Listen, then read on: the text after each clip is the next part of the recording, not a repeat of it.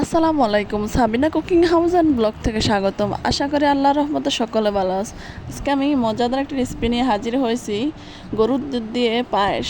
চলেন সবাই দেখে নেই পায়েস বা ফিরনি কীভাবে এই রেসিপিটি তৈরি করা যায়। খেতে খুব সুস্বাদু এবং চমৎকার রান্নাটি আপনাদের সাথে শেয়ার করব। আমি একটা আস্ত নারকেল নিয়েছি। অবশ্যই ফিরনিতে নারকেল ব্যবহার করলে খেতে খুবই সুস্বাদু হয়। আমি নারকেলটা ভেঙে কুড়িয়ে নেব। চলেন সবাই দেখে নেই। গরুর দুধ দিয়ে আলহামদুলিল্লাহ নারকেলটা অনেক সুন্দর হয়েছে।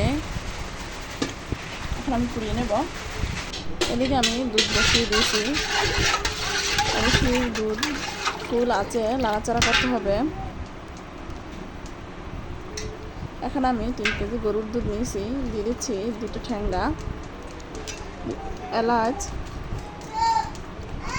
তেজপাতা,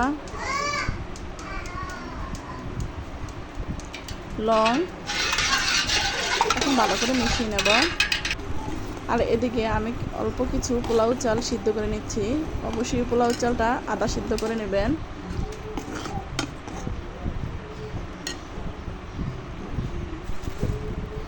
এবার আমি চিনি অ্যাড করে দিলাম। এদিকে আমি সাবুদানা নিয়েছি, সাবুদানা ধুয়ে পরিষ্কার করে নেব। অবশ্যই ফিরনি বা পায়েসে সাবুদানা অ্যাড করবেন। আমি ধুয়ে পরিষ্কার করে নিয়েছি, এবার দিয়ে দেবো। এখন আমি ফিরনি সাবুদানা পায়েসে দিয়ে দিলাম। অবশ্যই নাড়াচাড়া করবেন, না নিচে লেগে যেতে পারে।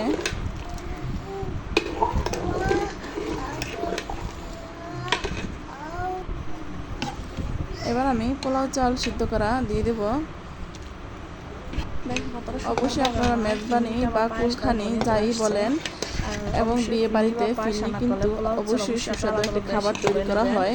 অর্ধেক সিদ্ধ করে নেবেন। আপনারা ইচ্ছে করলে বাসায় তৈরি করে নিতে পারেন এই রেসিপিটি দেখে। আমি স্বাদ মতো একটু পরিমাণে লবণ দিয়ে দিচ্ছি স্বাদ মতো লবণ। অবশ্যই লবণের মাত্রা একটু কম দিতে হবে, কারণ চিনির মধ্যে লবণ দিলে চিনির মিষ্টি মাত্রাটা কমে যায়। দিয়ে দিচ্ছি নারকেল। এখানে আমি একটা আস্ত নারকেল নিয়েছি। আমি কিন্তু দুধের মধ্যে কিছুটা পানি অ্যাড করেছি যাতে দুধটা ভালোভাবে সিদ্ধ হয়ে যায়। অবশ্যই আপনার ফিরনিটা একটু ভালো করে ঘন করে নেবেন, তাহলে মজাদার হবে।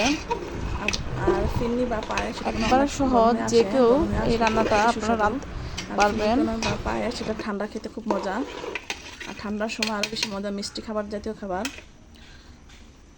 এদিকে আমি কিশমিশ নিয়ে নিয়েছি, এটা ধুয়ে পরিষ্কার করে নেব। আর অবশ্যই পায়েস বা ফিরনির মধ্যে কিশমিশটা সবার লাস্টে দেওয়ার চেষ্টা করবেন, 10 মিনিট আগে ওঠানোর। কারণ কিশমিশের মধ্যে একটা টক টক ভাব আছে, ওটা দিলে দুধটা ফেটে যায় তাড়াতাড়ি দিয়ে দিলে। এখন আমি বাদা বাদাম নিয়েছি। এদিকে আমি বাদা বাদাম নিয়েছি। অবশ্যই ফিরনি বা পায়েসে বাদাম দিলে খুবই সুস্বাদু হয়, একটা অন্যরকম ফ্লেভার আসে। আপনারা চেষ্টা করবেন ফিরনিতে বাদাম দেওয়ার জন্য। বাদাম দিয়ে দিলাম।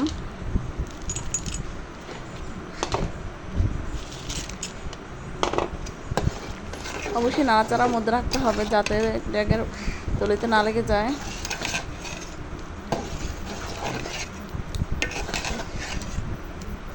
দেখেন কতটা সুন্দরভাবে আলহামদুলিল্লাহ খেতে খুবই সুস্বাদু হবে। অবশ্যই আপনারা অবশ্যই বাসায় এভাবে রান্না করবেন, সকালে হাত চেটে খাবেন। মাশাআল্লাহ দেখেন।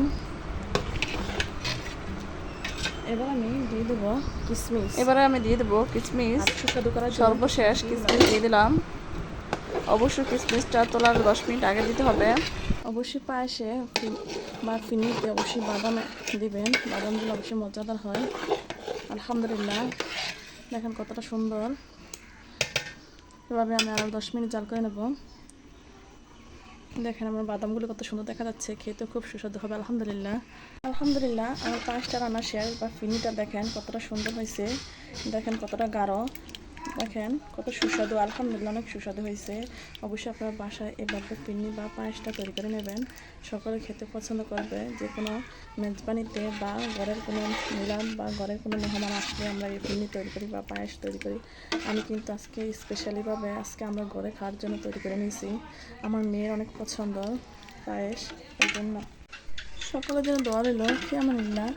আল্লাহ হাফেজ।